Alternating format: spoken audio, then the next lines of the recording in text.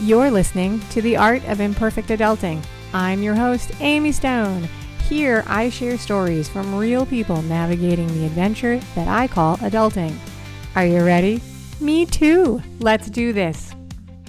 Hello, friends. Today on Imperfect Adulting, I'm going to introduce you to my friend, Sherri Danzig. And we talk about how a late night trip to a grocery store, yes, a grocery store, turned out to be a pivotal experience for her adulting. So, if you're ready, let's do this. Sherri Danzig, welcome to Imperfect Adulting. Hi, Amy. Thanks. I'm so glad you're here. Are you ready for a chat today? I am. I'm excited. That is so good. All right. So you and I actually know each other a teeny tiny bit because we're part of a group together. But you have never met the audience, and I'm looking forward to getting to know you better today. I start every interview by asking my guests to share with the audience what part of the world they call home. I am in the suburbs of Atlanta, Georgia. And if you hear a little southern twang, that's why. That's So, why. yeah, sometimes things come out of my mouth. I'm like, what? The southern catches up with me sometimes. Have you always lived in the South? Did you grow up and stay in the South your whole life? I have. In fact, it was a couple of years ago that I realized that I've traveled the world, but I have lived within an 8 hour distance grew up in Florida, but not South Florida, Right. so North Florida, and went to school a little further south, and then have been in Atlanta for forever, just about 44 years. So yeah. Atlanta was on when I was choosing where I wanted to live after college. Atlanta was actually on my list, but I settled in Miami, Florida. So my joke is, right, that I'm so far south, I have to drive north to get to the South.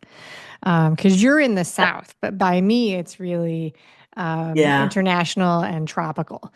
So absolutely. yeah, You're no, that is sister. my that is my hilarity. All right, so so the purpose of the whole show, right, is that we're going to talk about choices and changes and how they impact our lives. That's what I talk to people about every day, and I love it.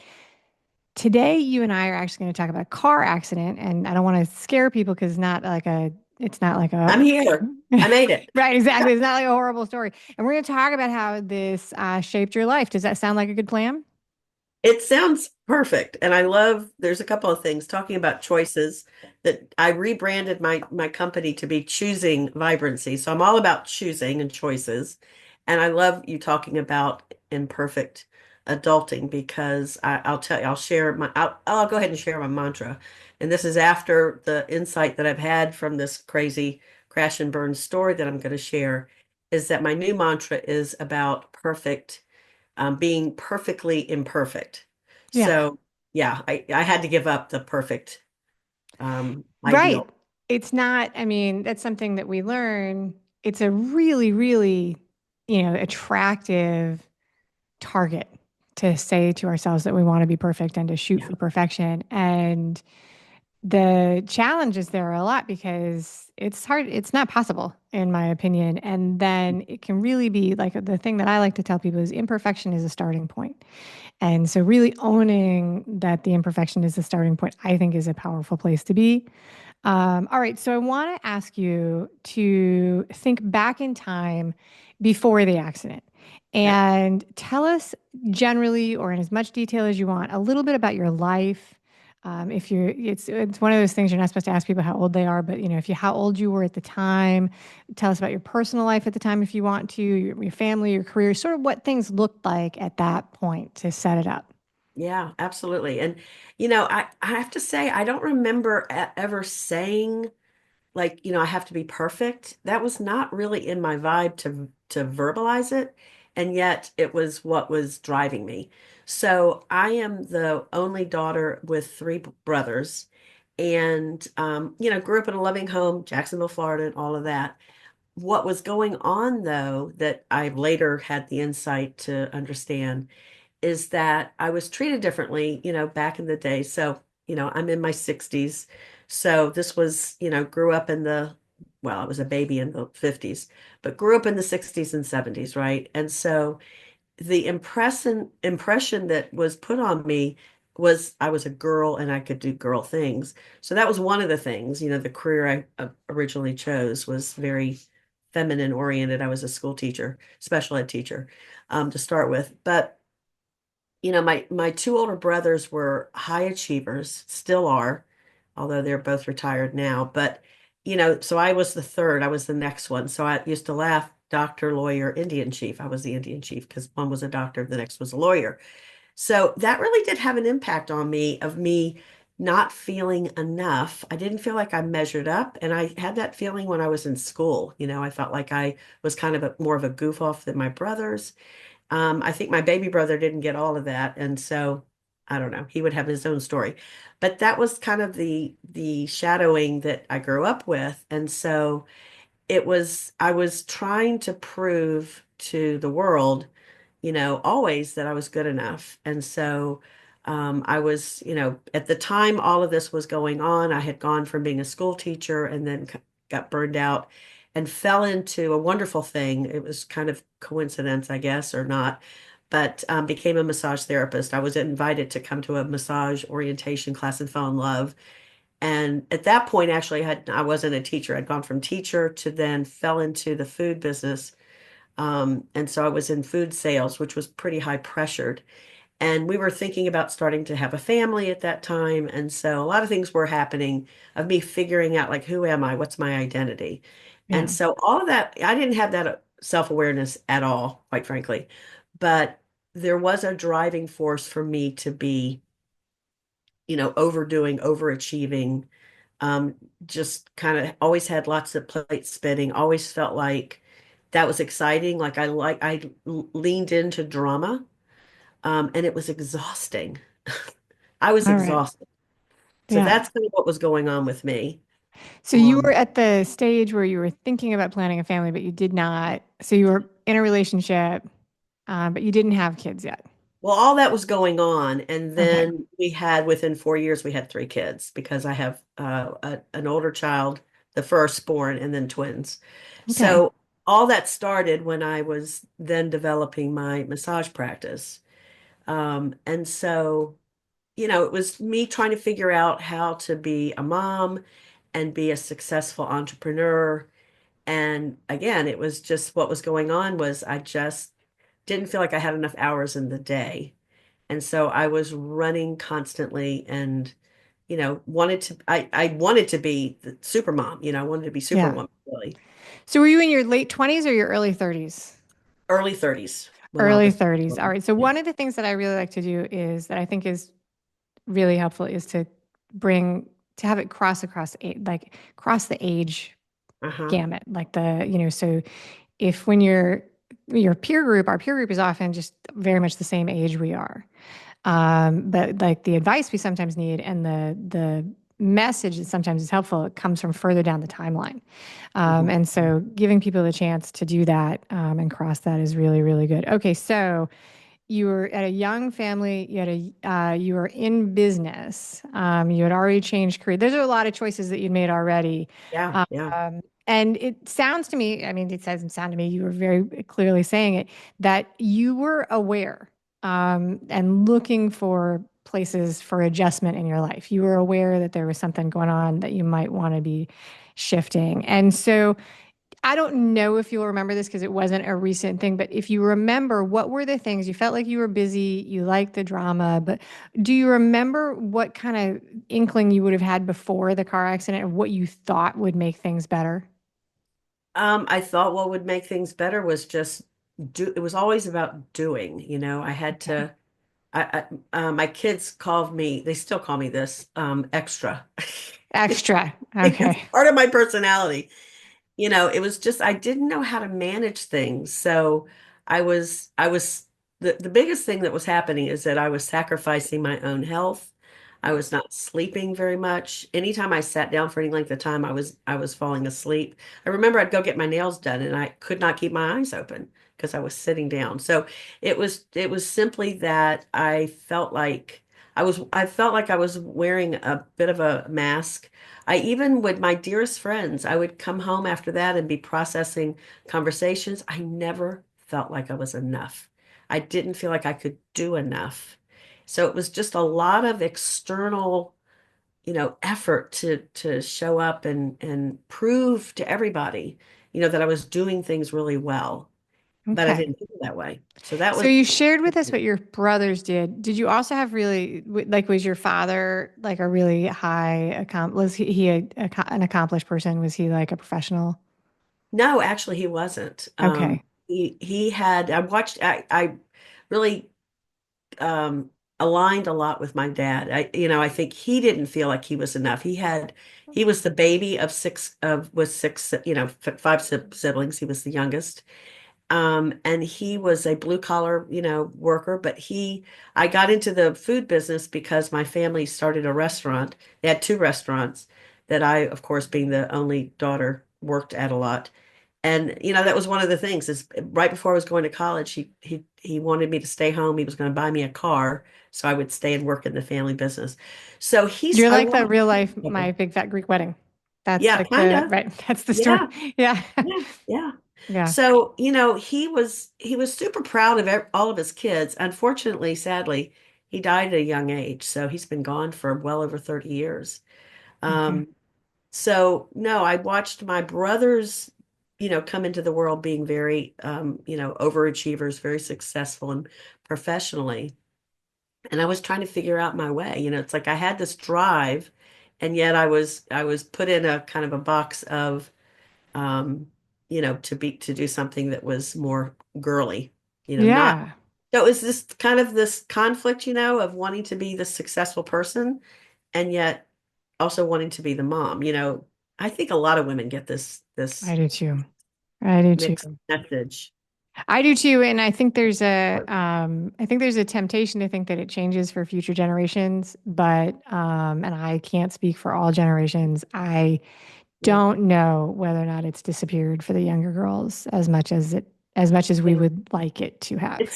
I think it's still there. I think it's there less. I mean, I have three daughters, so Okay, so you would have I a don't, better, yeah. yeah, but I remember it really caught me by surprise yeah, when, like, it really caught me by surprise. The fact that it doesn't actually, my joke is that, like, once you have kids, that's when you realize that there isn't actually a job out there where they hire you to work, from 9 o'clock to 10:30 so you can be home for nap time. yeah, I was like, wow, now I know why everybody quits. yeah. So it's the way that goes. All right. So now you set it up, and you told us about the frame of what was going on in your life. I'm going to give you the Mhm. opportunity to tell us the story of this accident in your own words. Like, what happened? Absolutely. I like to say that people have to hit rock bottom a lot of times before they're, can see enough and realize they've got to make a change. And for me, it was a crash and burn. So to just share what was going on. So I'm a mom of three kids. I'm running a business as a massage therapist, being a solo entrepreneur. And I'm a night owl. So all of those things played in, and I'm trying to figure out how to fit everything in. And so I had started this habit of going to the grocery store around midnight because I was running my life. Everybody would go to bed, then that was my time to get stuff done.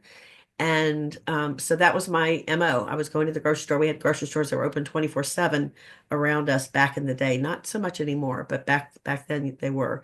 So this one particular night, I was driving my husband's car. He had a stick shift car, which I didn't drive very often. And we live in a cul-de-sac and we have a very steep driveway. So just to set up the physicality of this. So at the grocery store, I'm coming back in. It's close to 1 in the morning and I have to pull up and my garage door, remote thing wasn't working. So I put my car in, the emergency brake on at the top of the driveway, pop out, have to manually get the, keypad thing to open the garage door, get back in the car. Again, this is not my car. I'm driving my husband's car and I'm tired Right? because it's 1 in the morning. And I put my foot on what I thought was the brake, but I actually put my foot on the clutch as I let the emergency brake out. And I was just going to go, pop into the garage. And so what happened was that my car flew backwards. I went back down the very steep driveway very fast and flew into the neighbor's yard where I hit it just straight on. There's an electrical box where Yeah. Georgia Power, and it is the electrical for the whole neighborhood, I'm sure, because I shut it all down. Anyhow, I hit that with force, bounced back into the cul-de-sac, and within seconds, there were these giant, I mean, they must have been 20 feet high Yeah. flames. It just exploded the electrical box. So somebody popped up, somebody heard it, and a neighbor heard it, and they called. There were two fire trucks that came.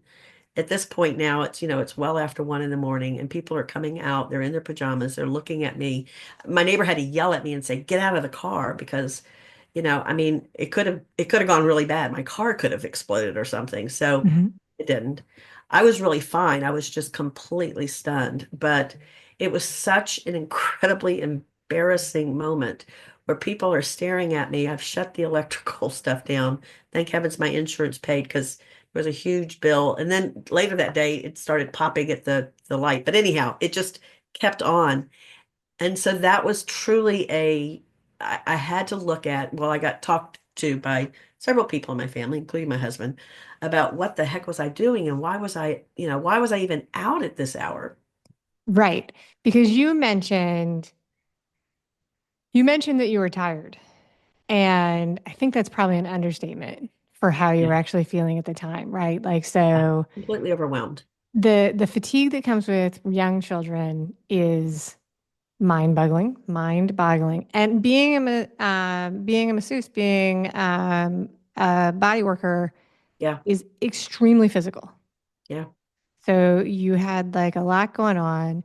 And I think back, when you first shared with me the pieces of this story, the decision to go to the grocery store at midnight because that was your free time, you were borrowing from your sleep. yeah, yeah. And you had young kids, so I'm gonna guess that you got up with them in the morning. I don't think Oh, they were sleeping. absolutely. Right. Absolutely. I thought I was cheating time. I was really cheating myself, but Yeah. I thought I was clever. And yet I knew it was a little embarrassing, before the accident, it was a little embarrassing that because I didn't hear anybody else sharing that. So I had, and I have a history that we could go back into, but this is another story where I had learned about keeping secrets. So Yeah. it was my dirty little secret that I was doing all of this. So it just all came out in the open. Thank God, because it really was a wake up call for me to review how I was living my life, but later on, working with a coach, why I was doing it. Right, Um, because we put a lot of pressure. So this is way before social media, because people say that comparison, and I'm sure it has gotten much worse yeah, with social media, but this is way before social media, and there was still the pressure that you were supposed to be able to do all these things as a wife, as a mother, as a woman, as a human, and fit it all into 24 hours and never look like you were tired and never look like you didn't have it all together. right. And I mean, I hope it is good that people are talking about it more. That's not really possible for most people. I mean, you can do that, and they talk about the borrowing time. They describe that as like, like a high interest credit card. Like it comes with a bill and you don't Well, know when it is. And I think that that's a that's great really analogy. so. I once had somebody crash into my front yard and take down a light pole, um, which was a breakaway pole. So it was really dramatic because this giant concrete pole fell into the yard and took out a lot of landscaping. But I honestly have never ever seen the energy company and the police respond so fast because it was there and made a giant new noise, and my neighbors Yeah, came out and all of the things. But you took out like the box and the power for your entire neighborhood. yep. Um, I mean, you are lucky that the car didn't stick to the box and send a million volts of electricity into you and the car. All things there. I mean, it really, yeah, it freaked me out for a long time. So, Yeah. yeah, And so then, all right, so in the land of accidents, you came out pretty lucky. Like damage to the neighborhood, damage to the car, the insurance came through, things like that. Not the worst thing that can happen, but your neighbors all saw it, your family all saw it. You could not hide from the story. And you mentioned that people came out and started to begin to bring up some of the things that you were making decisions on in your life, like going to the grocery store and how you were managing your time, which can't have been easy discussions because you're an adult and having somebody yeah, like question yeah. how you're doing that can't have felt like No, great. it didn't. But I was I it it was a humbling experience. It really was. Yeah. And, I was already starting to work with someone, a coach. So I guess I knew that something was out of balance enough before this whole, thing just blew up, literally. Um, and I had done some, I'd been in therapy before as a younger person, and so I had some insight. I just felt like my life was spinning. So Yeah. in some ways, I think it was, sometimes I think we manifest things. There's like, okay, well, if you're not going to pay attention to this, then I'm gonna give you this, right? Right. Well, that's the joke. Like if you ignore the signs, right, the first thing is a little Yeah, hint. yeah, The second thing is like a slightly larger hint. And if you keep ignoring the signs, you get the 2x4 in the face. That's like, yeah, pay yeah, attention, yeah. pay attention. So in Yeah. some way, when all of the smoke cleared, pun intended, Yeah. um, I really think I was relieved because it was an opportunity for me to choose something different. So, and somewhere in that whole thing, I love, and I learned this in my family about humor. We're very sarcastic. We make fun of each other. Humor's always been a really important aspect of my life, of a high value. And so, um, I started being able to tell the story with a little bit of, humor and it was the process of me forgiving myself, of realizing that it felt I started practicing sharing how I was screwing up. It was kind of like, the Yeah. cards were out, there was no more hiding about this. And I started getting, positive feelings of telling the truth about it. Yeah. And so that was a real big insight for me, is to look at what was I telling myself. I've learned since then, it was the stories that we tell ourselves, that we think we have to do things a certain way because of a certain story. And so, it was like I had to change the stories, that I didn't have to have can I say shit? I Yeah. didn't have Yeah. to have my shit together. And that it was actually, I mean, nobody, people used to always say this when I would show up and with the twins when they were little, it was like my friends were so envious, or not envious, impressed, that I had these little girls. And I mean, the act of getting anywhere between leaving the house and getting to where I was getting with them was just, I had cussed my way through after I put them in the car seats, just had all sorts of F-bombs and so forth, just to, get back in the car Right. to start driving someplace. So there was a lot of that chaos that was part of my story, and I just started embracing it more and more. 100%. Like I really, so I was a stepmom before I was a mom. So, and one of the things that I am very upfront about is that I really did not understand how hard it was to do Yeah. anything with small children and get there on time, until I was really in a phase of doing it all of the time, every single day. And I mean, it just is a miracle that anybody ends up in time, anywhere on time. I remember standing in the office of the elementary school, being asked to fill out like why we were late for like the start of the school day, like the little worksheet that's like, Uh-huh. please excuse, for like kindergarten, right? Right. And as if anybody should have to apologize for being late on kindergarten, but whatever. It is respectful to be on time, and they give the options for why you were late. And the reason we were late is that on the way out of the house, one of the kids was like, I have to go to the bathroom, right? And I was like, there's no what, how does one complete the form for like like, and Gotta go going to the to the bathroom. bathroom, right? When you're going to the bathroom when you're 5 is like it's like an activity. It's like a wardrobe change, and like there, I was like, There's okay, I don't know, discussions. right? Yeah. Exactly, Arguments. the whole thing. And I was like, I don't know how to fill out this form. We're late because we're late. So all Yeah. right. So we're talking. So this has not already come up, but you use these words about the superwoman cape. This is Yeah. the way you describe setting it up. People who are taking on like a lot of responsibility, a lot of all the things, in social circles, jobs. And so you it sounds like you were a little bit aware of this before, maybe not, but this really brought it into focus how you were doing that. And so, how did this begin to show up as changing in your life? What were some of the choices you made as a result of this awareness, and I guess we'll call it authenticity?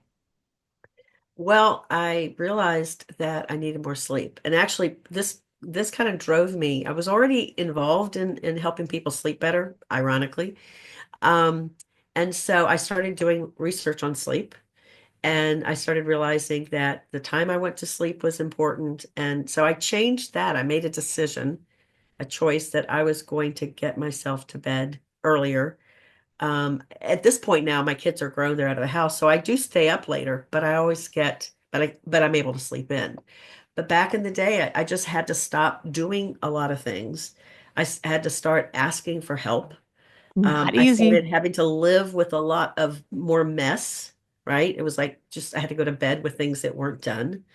Um, I started using my phone as my phone has been kind of this alarm system, like, management system that I'd set alarms. Sometimes in the beginning, I remember setting it like every 3 minutes. So it was like it would not shut up to tell me to go to bed. Oh, wow.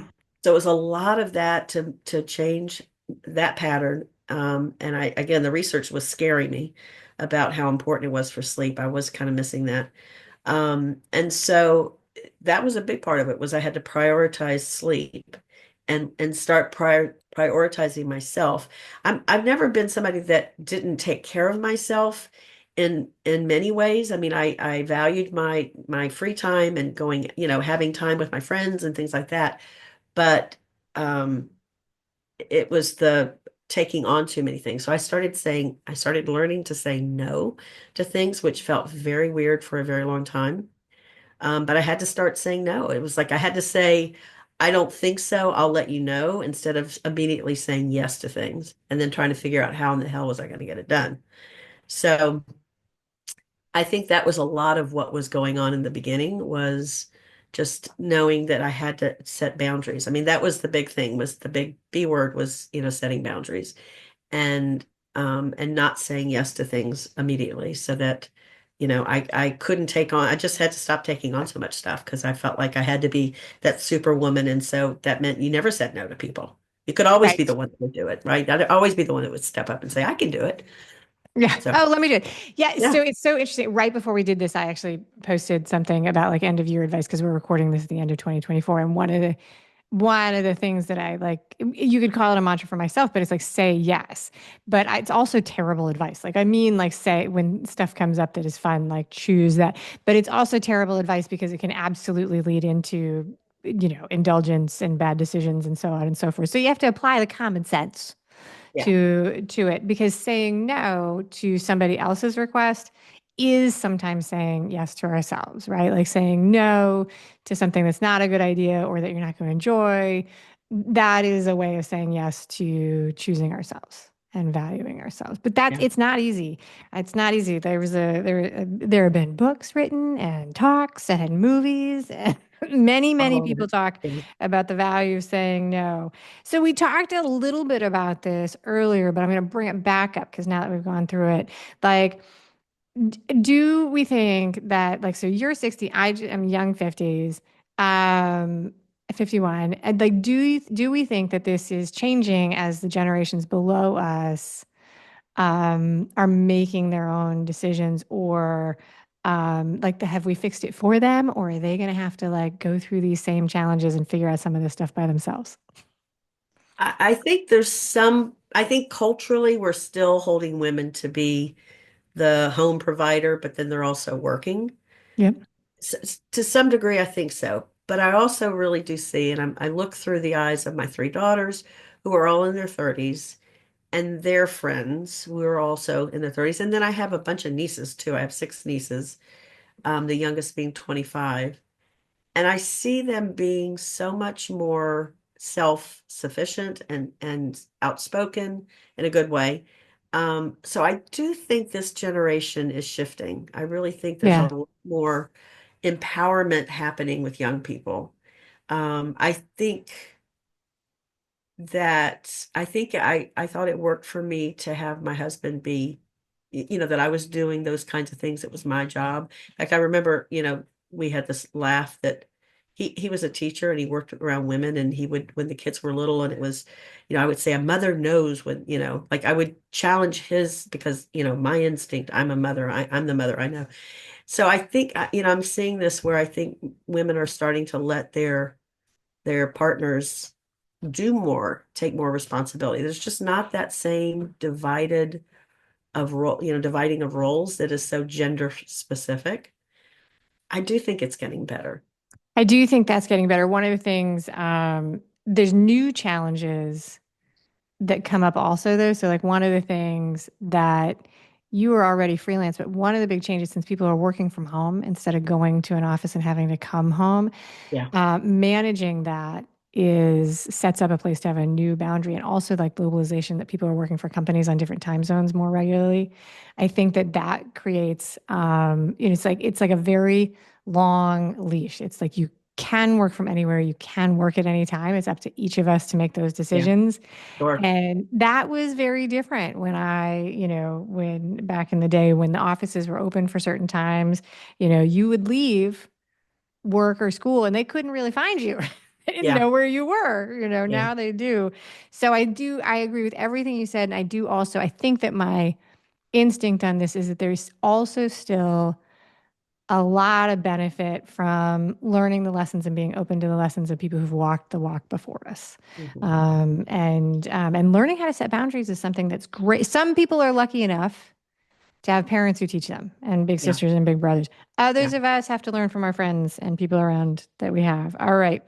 So we talked about this. One of the things I'm looking to do is cross this age boundary and bring people together, and stuff like that. Did you, at the time of this, you talked about this, but let's talk about who they were and how it worked. The people that were around you when you were making this shift, did you have people around you who were supportive of you setting up boundaries and speaking up for yourself and making the changes in their life? And the second part of this question that I'll just drop in so you can answer it all the time, what support do you wish, like now having gone through it and looking back through the with the benefit of time, what kind of support would have been really helpful at that time? I didn't have the support I have now. I mean, now I have a number of different groups I'm a part of, that are mostly women, if not all women groups that of just sharing and being honest and supportive and, all of that, having this community. Um, I didn't have that back then. Okay. So I had a good group of friends. They were almost all of them were mothers. Um, and so that was helpful. I was working at that time. I had a coach who really got me and had been, was a parent himself. Interesting, it was a male perspective, but he really got me. So he was supportive. Um, I mean, so, I had some support around that. And again, I think that my friends, they were well, I compared myself. I always felt like I was different than everybody. I kind of grew up different. I think I embraced that, and so there was a process of me moving into a place of saying it was okay for me to be the same and not I didn't have to have all this drama around me. So I think in some ways I kind of moved into this calmer, you know, uh, aura of being around with my friends. And so a lot of that was an internal process, and it just calmed me down to be able to do that, to be able to feel like that drama wasn't so great. I used to believe that excitement really and that spontaneousness and all of that of the way I lived my life, that anybody that didn't have that was boring. And so that was some of it was just me maturing to realize, no, that's not boring. That's being calm and planning things. So, it Yeah. was just it was a smattering of places. I was reading lots of books at that time. Also, I was thirsty for how to shift. And I learned some skills, some tools at that time, it's when I learned about I am statements, about really Yeah. getting solid in who I am and what I wanted to claim for myself. So I think the coaching really helped a lot. It gave me a lot of tools to to make that shift. That is really good. The value of community is cannot be overstated. And Yeah. they are describing this generation of young mothers, they are describing them as the loneliest new parents, which is kind of terrifying. Mhm. And so, because it is it is an experience. I was surprised at how isolating new motherhood was, right? Like, so as a lot of it comes down to like at 2 o'clock in the morning with a baby that's awake or three babies that were awake at your point. There's not a lot of people around. It's you and them in the, Yeah. you and them. And so setting up that community is really, really important. Okay, so in a minute we're going to do the final questions, but I do want to give you a chance to tell the audience what you do as a business these days, how they can connect with you and follow you online. And you have a very special offer that I'll share with the audience so that you don't have to remember what it is, which is that you're offering a discovery call with you, which is normally $97 for free to the audience. There'll be a link in the show notes, and I include it in the email that goes out to the imperfect adulting community. So, Sherri, tell us what you do these days and how people can connect with you. Thank you. Well, I've been a part of the kind of the physical well-being for a very long time. As I said, I was a massage therapist. I don't do a whole lot of that anymore. I do work with some fabulous technologies. So I coach people on creating a wellness environment, which is using natural technology. So whether it's about having a healthier water to drink or better sleep, there are all these nature-inspired technologies. So I work with a company called Niken and have for 20, I'm in my 28th year with this company. So that's something I do. I love talking to people about natural ways to feel better. And then I work with individuals that want to follow this process of learning how to put themselves first and learning more about self-care and expanding self-care.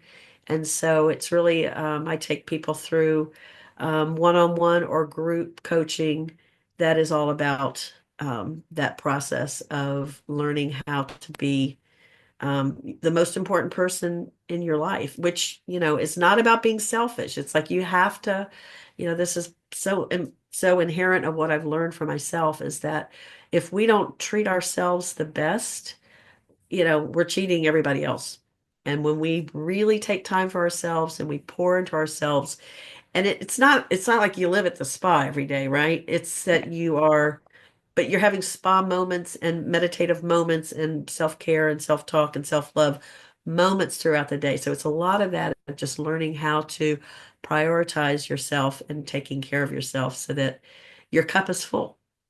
That's right, because this is like like everybody. That's the saying. It's like you can't pour from an empty cup, Empty cup. but the cup has holes in it. You have to constantly be filling it up. Yeah. It's not like you fill it up once when you're born and then it's full forever. You have to learn how to fill it back up yourself. Yeah. I love that. Very, very good. What you have a website? Tell people your website. My website is choosingvibrancy.com. Okay. I have a Facebook group that's a public group that's Choosing Vibrancy. I have an Instagram Choosing Vibrancy as well. So And yeah, I'll put that's how all you that can stuff in so all people can that. find it Yeah. 100%. All right. So the way we wrap up is I'm going to ask you three questions. The Okay. idea is that these are like kind of rapid fire with very short answers, couple words just for fun. Okay. Usually I get distracted and they don't work out to be exactly as rapid fire. It's me, I'm the problem, but here we go. All right. So your name is Sherri Danzig. Were you aware that there is like a heavy metal band with the name Danzig? Yes. Yeah. Ah, I love this. Yeah. There's a certain age of young men, especially as I'm, ringing up at the counter that they know how to spell my name. Yeah, no, I only 100%. know one song. It's called Mother, Yeah, right? yeah, yeah, How yeah. No, perfect. Yeah. I It's love not this. me. It's Not okay. my relation. I So wish. if you had said I think they're out of New Jersey. If you had said you were from New Jersey, I would have been like, are you related? But actually, I I don't know, even know right? if I'm so, their but mother. I'm the inspiration. No, I'm not. that would be very fun. But I had to like check it. I was like, I think this is a band, but like, let's Yep. see. All right. So, okay. So number two, can you share a tip or a routine that you actually do yourself that you consider self-care? That self-care. I have a journal at my bedside, and first thing I do in the morning, last thing I do at night is write something about. I don't say gratitude. I like appreciation. I Okay. like that vibration is stronger. So I just write random things. I never go back and read it. It's a very it's grounding me. It grounds me to go to bed. It grounds me to wake up and start my day. That's beautiful. That is beautiful. All right. Third, what is your favorite indulgent or even decadent Dessert or treat? Oh my gosh, I do love sugar. A really good salted chocolate chip cookie. Ah, yum. Yum. I Mm. have one friend who does not like chocolate. I've known her for several decades.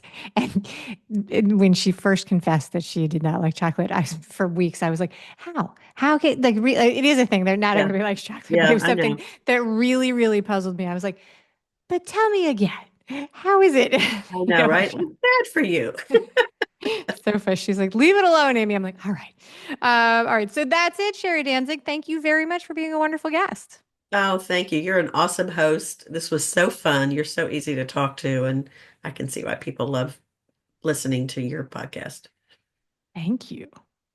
Absolutely. Thank you for listening today. I hope that you enjoy the show. And before I go, I want to encourage you to become a bigger part of the conversation. Obviously, subscribe wherever you're listening to the show. Listen to more episodes. That'd be great. Obvi again, please write a review and tell your friends about the show. That truly is a great help for getting the show in front of new people. Okay, but more fun for you yourself, head over to imperfectadulting.com and join the email community. You'll get some free stuff right away, and that way you'll begin to get the emails about the podcast. This includes the links for the special offers from the guests, and it's the only way to get that.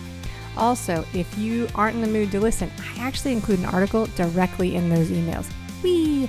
Now, if you love this and you crave more time with me, Amy, as a coach, a mentor, or just adultier adult, numero uno, check out The Village.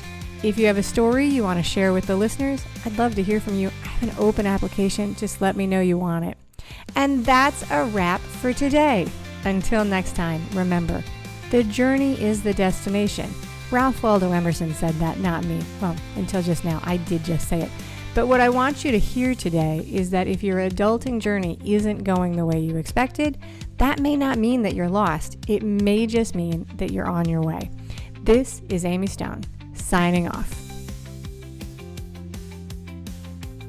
The Imperfect Adulting Podcast is created and produced by Amy Stone and Amy Says So. Anything expressed on this show is offered as entertainment, and the views of the guests may not always represent the ideas and viewpoints of the host. That's me. Amy does not intend or hold herself out to provide professional advice or recommendations of any kind. In the end, you and you alone need to make those kinds of decisions based on your personal and individual situation, needs, circumstances, and comfort level.